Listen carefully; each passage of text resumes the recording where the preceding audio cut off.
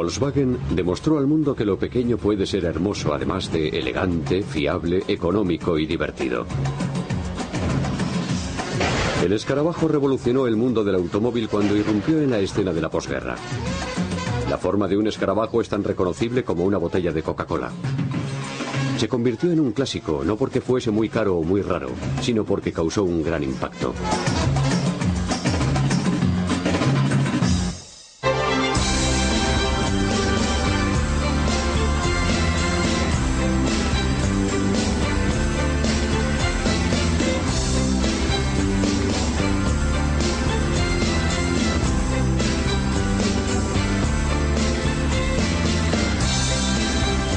Grandes coches. Volkswagen.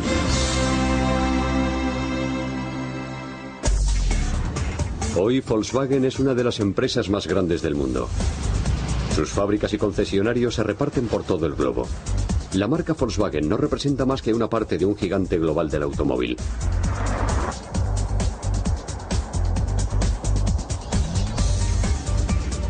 Es el dueño de Audi en Alemania, de Bentley en el Reino Unido, de Lamborghini en Italia y del resucitado Bugatti en Francia.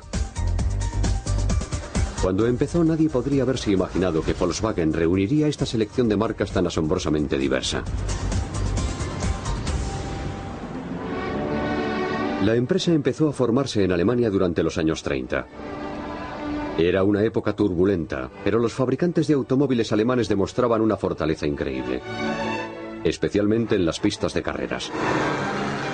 Las filiales alemanas de Ford y General Motors vendían más coches en Alemania que ninguna otra empresa.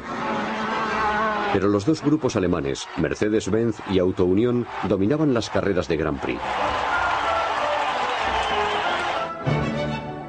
Había un hombre que había ayudado a ambos equipos con el diseño y la ingeniería de sus coches.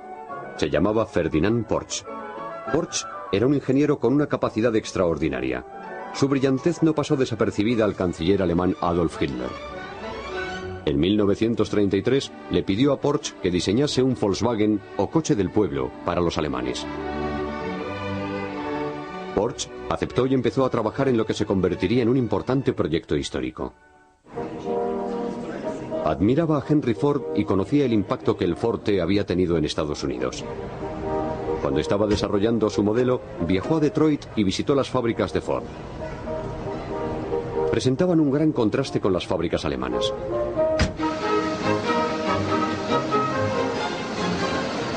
Aunque había empresas como BMW que fabricaban coches pequeños como el Dixie, en Alemania nadie había fabricado un coche económico producido en masa que equivaliese al Ford T.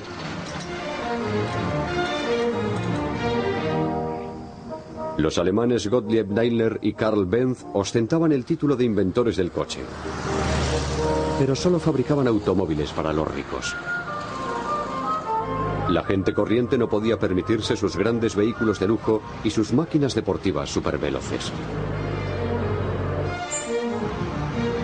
Porsche había sido el responsable de algunos de sus diseños más avanzados. Ahora le habían encargado diseñar el Ford T de Alemania. Tenía que proyectar un coche que no costase más que una motocicleta de tipo medio y que no consumiese mucha gasolina. Le sirvieron de base los diseños de 3 pequeños prototipos de coche que había efectuado en 1932 para el fabricante alemán de motocicletas NSU. Cuando recibió el nuevo encargo, volvió a revisar esos prototipos.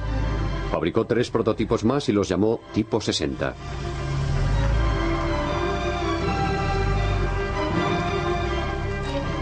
Porsche todavía estaba buscando el motor apropiado para estos coches sencillos, ligeros y aerodinámicos.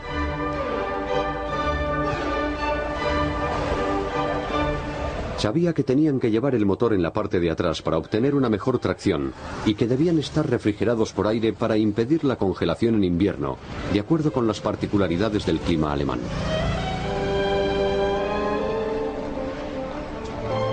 Hacia febrero de 1936, Porsche había diseñado 3 prototipos más. Disponían ya del motor básico de 4 cilindros que se convertiría en el motor de 20 millones de Volkswagen.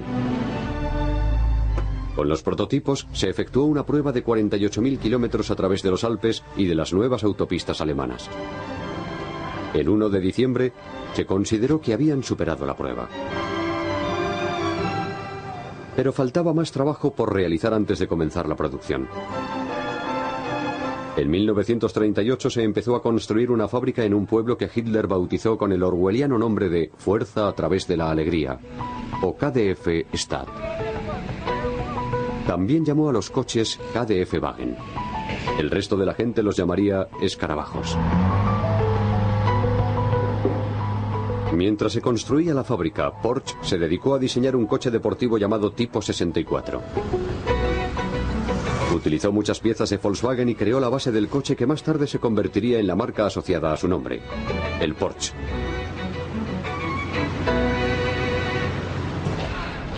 Sus sueños de un coche de carreras y el futuro del Volkswagen quedaron interrumpidos cuando Hitler se puso al mando de sus ejércitos e invadió Polonia en septiembre de 1939. No se pudo atender los miles de pedidos que se habían recibido. Las pocas unidades que se habían fabricado fueron a parar a las autoridades del partido nazi. El resto del país tendría que esperar hasta el final de la guerra. Cuando la guerra terminó en 1945, Alemania estaba en ruinas. Su cuenca industrial había quedado arrasada. Y la fábrica de Volkswagen no había sido la excepción. Las autoridades militares británicas necesitaban medios de transporte y un joven oficial, Ivan Hearst, decidió intentar reconstruir las instalaciones de Volkswagen. De entre las ruinas surgió una fábrica viable y productiva. Con un pedido inicial del ejército británico de 20.000 coches, Hearst puso la fábrica a trabajar a pleno rendimiento. En octubre de 1946 ya había fabricado 10.000 Volkswagen. Enseguida se hizo patente que se trataba de un negocio rentable. Los británicos contrataron a un auténtico empresario, Heinrich Nordhoff, para dirigir Volkswagen. Además se dieron cuenta de que la empresa necesitaba inversores. Se ofreció a la Ford Motor Company la oportunidad de adquirir Volkswagen. Se dice que Henry Ford II, nieto del hombre al que admiraba Ferdinand Porsche, afirmó: "No creo que lo que nos están ofreciendo valga un comino". En su lugar, Ford decidió reconstruir su propia filial alemana, Taunus. Es interesante especular con lo que hubiese ocurrido si Ford se hubiese hecho entonces con Volkswagen. Nordhoff se dio cuenta de que existían desafíos y dijo: "El escarabajo tiene tantos defectos como pulgas un perro". Pero la demanda de coches se incrementó a medida que se recuperaba la economía alemana. Un Volkswagen nuevo o usado era una buena compra para la gente que necesitaba un medio de transporte básico. A la rápida transformación de posguerra del país se la denominó el milagro económico alemán. Y Volkswagen marchaba a la cabeza de esa recuperación. Hacia 1948, la alta calidad y bajo precio de Volkswagen ya destacaban entre las demás marcas. Nordhoff, al igual que Henry Ford, decidió que solo fabricaría un modelo, pero que lo fabricaría bien y solo efectuaría los cambios de diseño e ingeniería que fuesen necesarios. Nordhoff rechazó la idea de sacar cada año un modelo nuevo. Esa era la tendencia en Estados Unidos, donde se pensaba que los coches eran mejores cuanto más nuevos, llamativos y grandes resultasen. Sin embargo, los cambios eran puramente cosméticos, y bajo la carrocería metálica que se presentaba cada otoño, no se escondía nada nuevo. Detroit se dedicaba a vender más chicha que carne.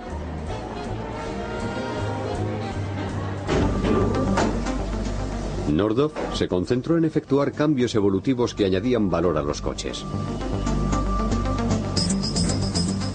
Decía que no quería que le controlase un puñado de publicistas histéricos que trataban de vender a la gente algo que en realidad no quería.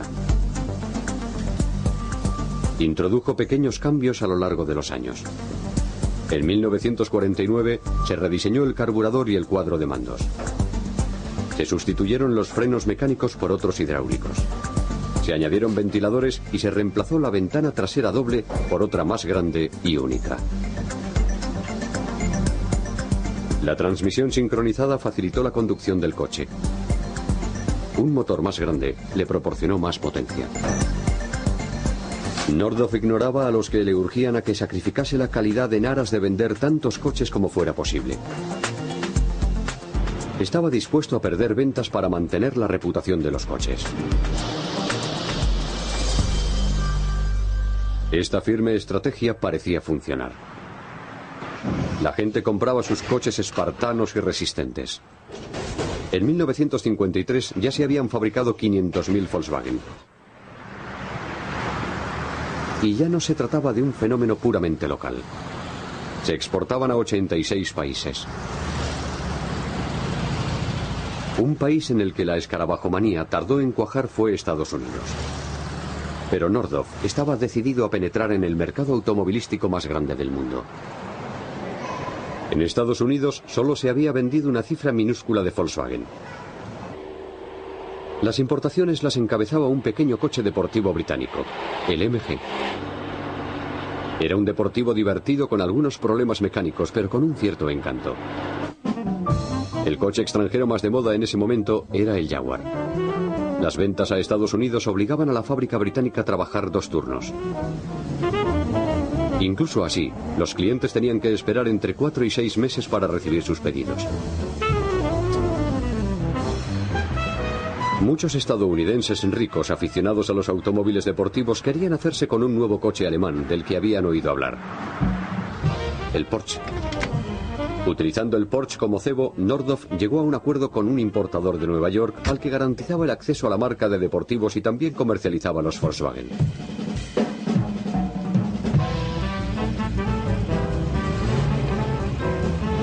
Así se abrió la puerta al mercado norteamericano.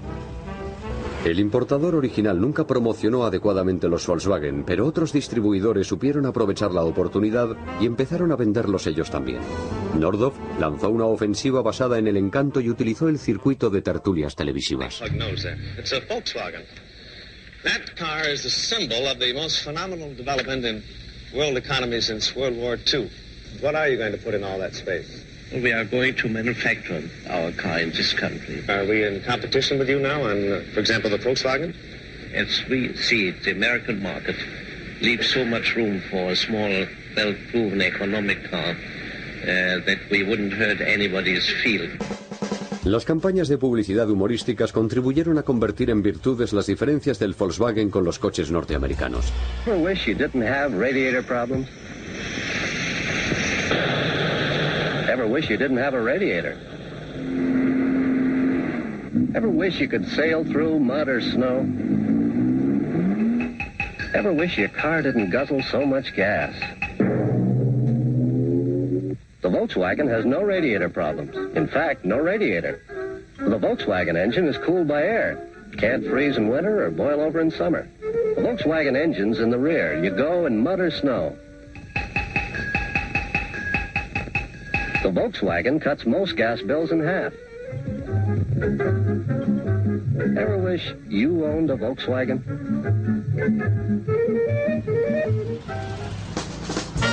El enfoque cómico contribuía además a diluir la aversión a adquirir coches de un enemigo reciente. Hacia 1955 ya había más de 20.000 escarabajos circulando por las carreteras de Estados Unidos. Se empezaron a formar clubes de propietarios y el coche iba camino de convertirse en un objeto de culto. Tenía una especie de atractivo para los ricos extravagantes. Los intelectuales de ambas costas pensaban que el Volkswagen demostraba su desdén hacia la aberrante cultura de masas. Pero en Europa, el Volkswagen era el coche de las masas. Hacia 1955 ya habían salido de la fábrica de Wolfsburg 1 millón de escarabajos. Se producían una media de 1000 unidades diarias. Volkswagen se había convertido en el fabricante de coches más grande de Europa. En 1950, Nordhoff había hecho una excepción en su regla de fabricar un único modelo al fabricar el Transporter. Era una furgoneta versátil en la que los trabajadores podían cargar prácticamente cualquier cosa. Incluso empezó a reemplazar al San Bernardo en las pistas de esquí. Tuvo un gran éxito en todo el mundo. Las furgonetas Volkswagen se hicieron extremadamente populares entre los surfistas escasos de fondos del sur de California y la generación hippie de San Francisco. Las versiones para acampada permitían a las familias llevarse la casa a cuestas. Era una gran forma de viajar con un presupuesto limitado. Y se empezaron a desarrollar más modelos. Volkswagen presentó un coche deportivo, el Karmann Ghia. Algunos lo denominaron el Porsche de los pobres.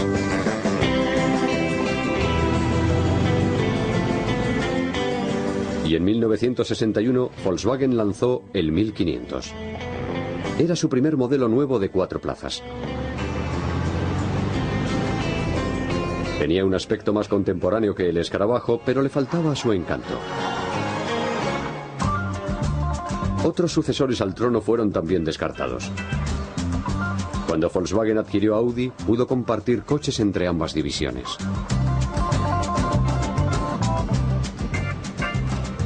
Fue lo que se hizo por primera vez en 1973 con el Passat procedente de Audi.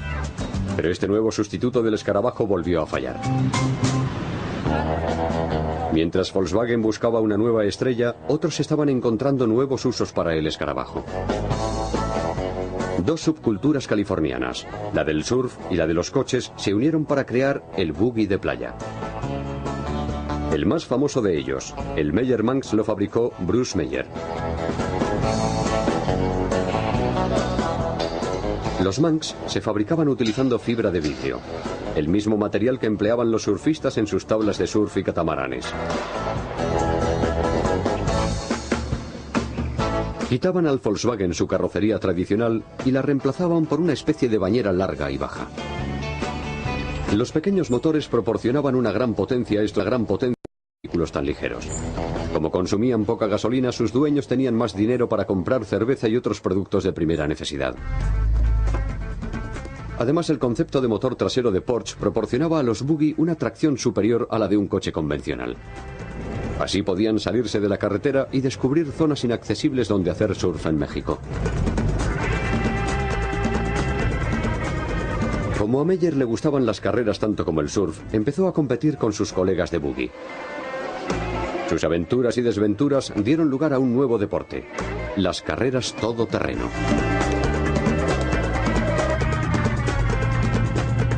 Hacia 1967, la carrera de Baja Mil ya era un acontecimiento anual que atraía a miles de espectadores y coches.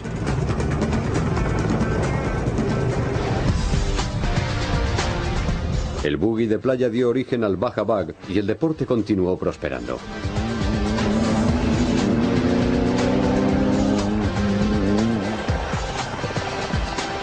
Hoy en día, en esta carrera campo a través participan anualmente más de 200 coches procedentes de todo Estados Unidos y de más de 10 países.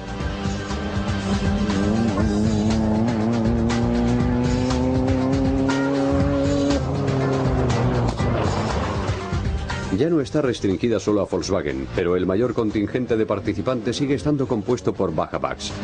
Se ha convertido en una tradición.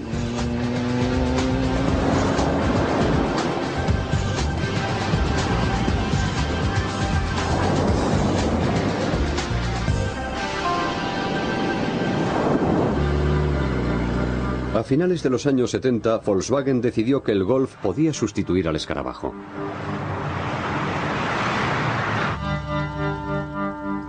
El 19 de enero de 1978 salió de la fábrica el último escarabajo hecho en Alemania.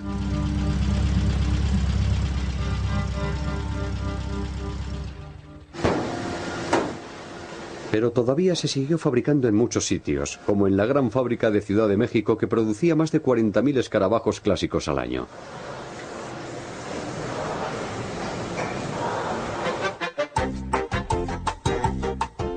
La publicidad contribuía a convertir el escarabajo en un componente entrañable de la cultura popular.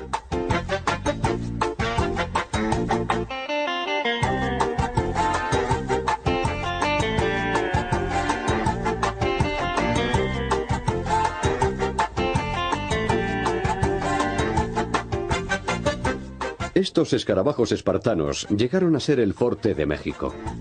Servía de coche de policía, taxi, ambulancia, furgoneta de reparto y vehículo familiar. Su velocidad máxima de 130 km por hora procedía de un motor que se parecía mucho al diseño original de Porsche. En 2003, Volkswagen decidió que por fin había llegado el momento de decir adiós a este venerable icono. Las últimas 3.000 unidades salieron a la calle en una edición especial con colores como este Aquarius azul. El 30 de julio de 2003 salió de la fábrica el último escarabajo. Fue una despedida agridulce. Durante su larga existencia se habían fabricado más de 21,5 millones de unidades. Había superado a su rival más cercano, el Forte, en casi 6 millones de unidades. Flores y mariachis rindieron homenaje al último escarabajo de la historia del automóvil.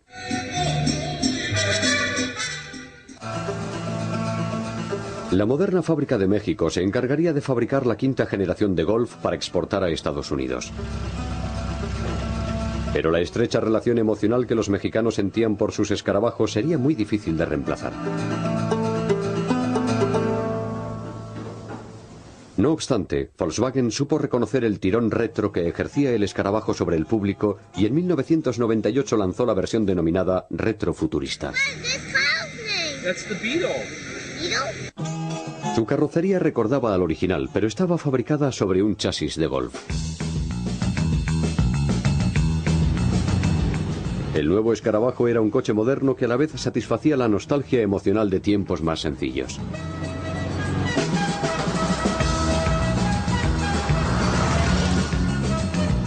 Atrajo a los compradores jóvenes de corazón, a los que no les importaba destacar entre la multitud, gente con ganas de divertirse. Ofrecía mucho más lujo y rendimiento que el escarabajo original, pero no dejaba dudas sobre su ascendencia. En 2003 apareció un nuevo escarabajo descapotable. Volkswagen había fabricado sus primeros descapotables en 1949.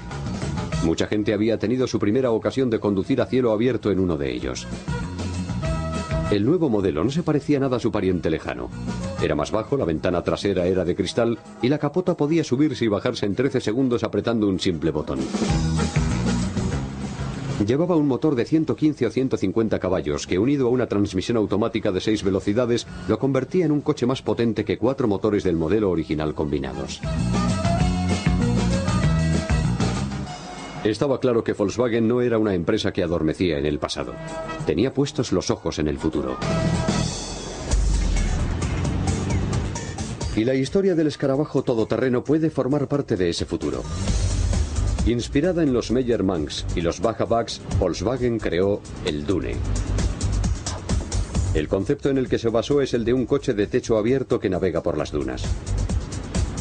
Es un escarabajo que puede llevarte más allá de donde termina la carretera.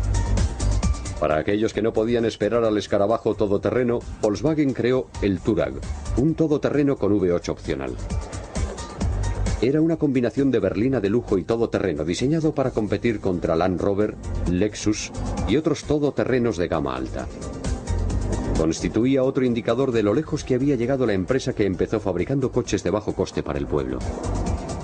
Las características del Touareg le permitieron participar en el Rally París-Dakar y obtener el premio Motor Tren 2004 al todoterreno del año.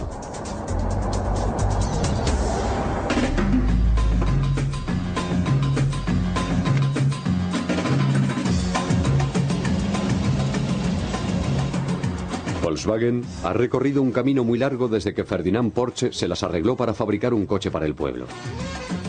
Se puede decir que fue literalmente el motor que sacó a Alemania adelante después de la Segunda Guerra Mundial. Proporcionó a la contracultura estadounidense un símbolo al que adorar. Cautivó los corazones y las mentes de gente de todo el mundo con ironía y humor. Son coches que todavía dibujan una sonrisa en la cara de todo el que los ve.